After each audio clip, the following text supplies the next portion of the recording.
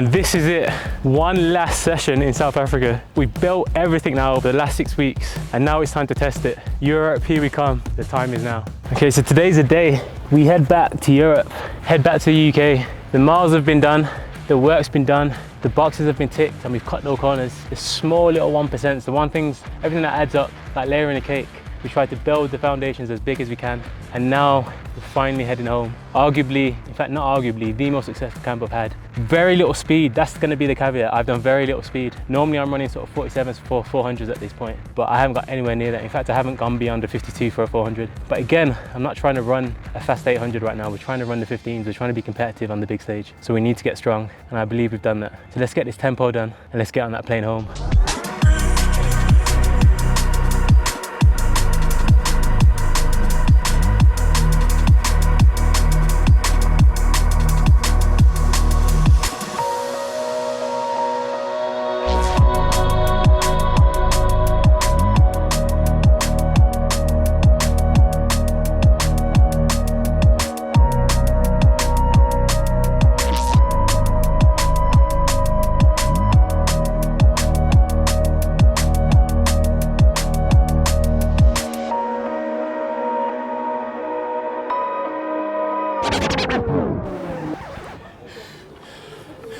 Camp complete.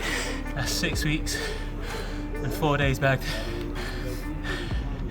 I haven't missed a day, session, a run, or a gym for the first time ever. Average of 80 miles a week, high of 86, average in the 80s. Successful camp, now on to Europe. And just like that, my camp is over. Arguably the most successful, consistent camp I've ever had. And it's funny, I think back to 10 years ago, and I set myself a challenge called Conquering My Demons. For many of you, this might make much sense, but for me at the time, I had a motorcycle accident, and it messed me up more than, I realize now how much it messed me up rather than at the time. I had brain damage, I had damage on my lower back, my knee was, I was a mess. I was trying to find some content so you can sort of see what it was like. And I remember after the crash, I was in bedbound for 3 weeks, quite literally bedbound. I wasn't able to move out of bed, I couldn't sit up, I couldn't go to the toilet, I couldn't go for number 2 for 6 weeks. I was having to wean to a milk bottle at the side of the bed. I could just about roll over, and it was demoralizing. I remember lying there for such a long period, about 2.5 weeks in, 2 weeks in. I remember looking at my hands, and my hands were peeling. I think I was stressed, I don't really remember it that well, but I remember peeling the skin off my hands and just lying there thinking like, what has happened? This doesn't make sense. My lower back felt like it didn't belong to me. My knee just felt like it was hanging off, and I was just so confused that nothing really made sense. And I remember saying to myself, if I can get through this, there's nothing in life that can stop me. And there went the Conquering My Demons, and I took on everything that scared me, everything that gave me mild fear or discomfort. I just thought, I'm gonna have to take it on, and I have to do it, because if I can get through that period in bed where I couldn't move, where I was at the lowest I think I could possibly get, I just thought I have to conquer this.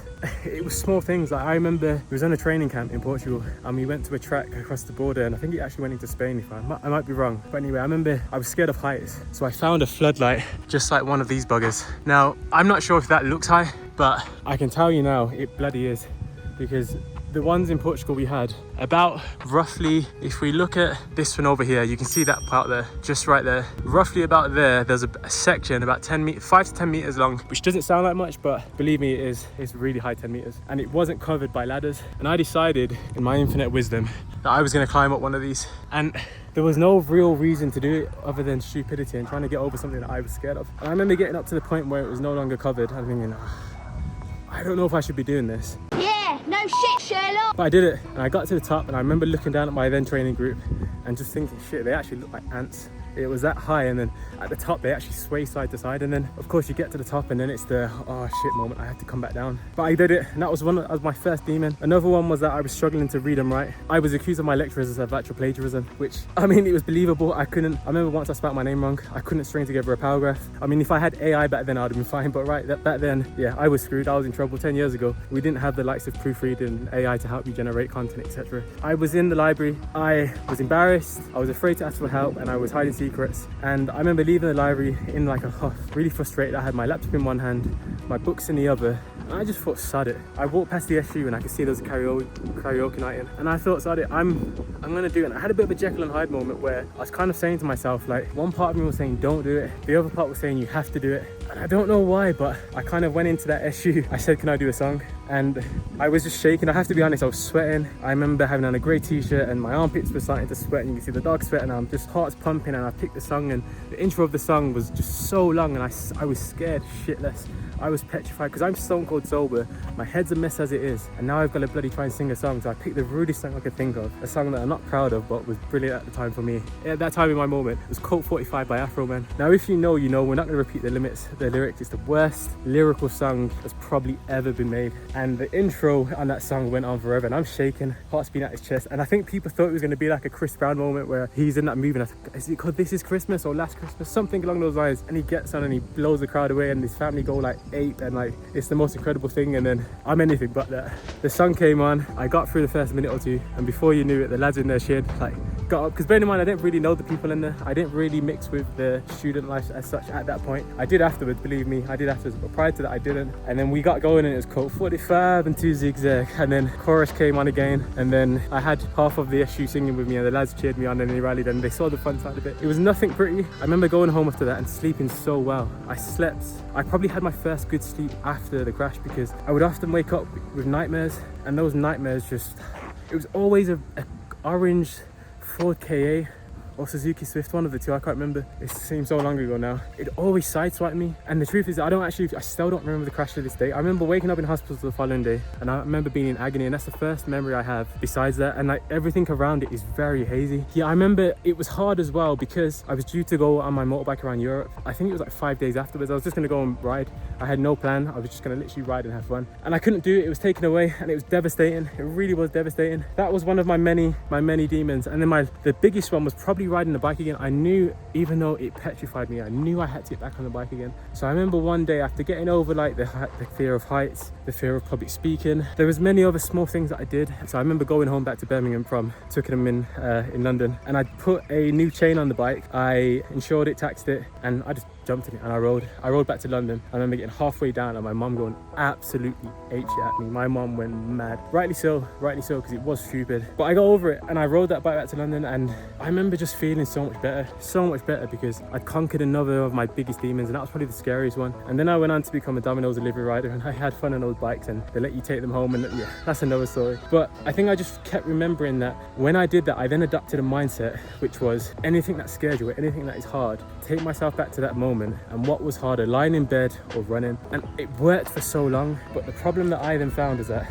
it became a very vicious cycle, because when I felt pain in training, I would push through, and I think that's why I got injured so often, because I'd push as far until I broke. And I would always say my mind will never defeat me, and every time my body did, when in reality it was so toxic that the reality is the consistent athletes are the smart ones. They know when to stop, they know when to push, and they know when to back off. And I didn't know when to back off. It's taken a very, very long time to get to this point, but now I kind of just like ease off.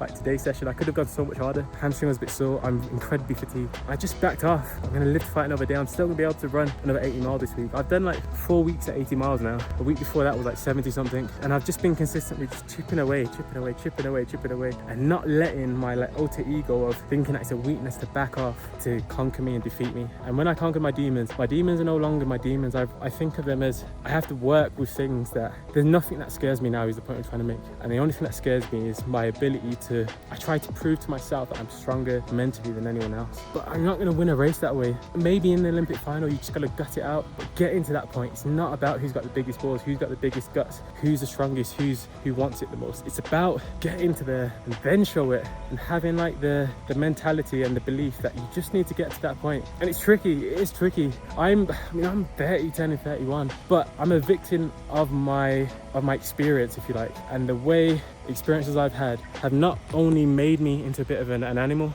they've also made me into a very volatile person towards myself. And when I first came on the scene in 2016, it worked brilliant because I was like less than 2 years post bike crash, and I made the Olympics and won a European medal, but my body wasn't beat up back then. It was beat up from the crash, but I wasn't in like a vicious cycle that I found myself in later years. And now it's just about ticking those boxes, and once we tick the box, we move on to the next, and then we move on to the next, and we move on to the next. It's being slow and methodical in what you do. It's tricky, it's not easy, but I'm confident I'm going to get there because I conquered my demons. And whatever you have to conquer, whether it's good or bad, you don't have to have gone through the same thing as me. Just have to get through it, but be consistent. Fundamentally, keep stacking those boxes.